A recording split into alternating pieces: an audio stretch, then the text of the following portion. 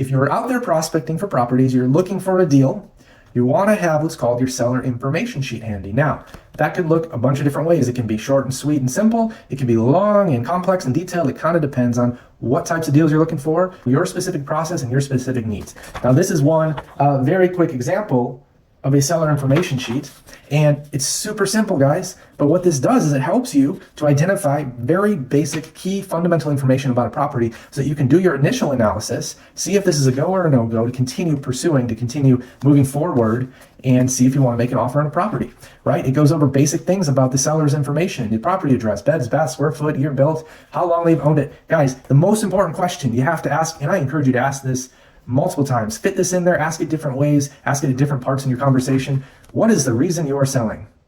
Now remind me, why are you selling again? Oh, this is a beautiful house. How come you're selling this house? Just find different ways to ask that question. Then you're going to ask them, what repairs are needed?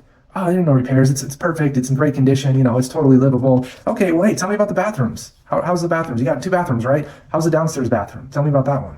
Oh, well, it's pretty good, right? Might need some cosmetic upgrades, Then they start getting into the things that it needs after saying it didn't need any repairs. So you got to go through. You ask them first, high level, what repairs are needed. Then you kind of go room to room and walk through this. What's the reason you're selling? How much money do you need to receive in order to sell to me? Important question, right? What's your asking price? What would you entertain? Ask them. Very basic negotiating tactic. Ask them first. Here's a very key differentiator. Mortgage aside, how much do you need to receive in your pocket in order to sell? Nobody ever thinks about that question. Everybody always thinks, well, somebody told me, Zillow said it's worth this, my realtor said it's worth that. Well, how much do you actually need? After the mortgage is paid, how much do you want or need in your pocket at the end of the day? Oh, I'd like 50 grand. Oh, cool. Was that the best you can do? Always ask. Is that the best you can do? Because 9 times out of 10, they come back and say, I could do 45. I could do 40, right? Is it free and clear? Is there a mortgage in place? Why do you want to know about the mortgage? Because this is where we lean into those strategies of creative acquisitions.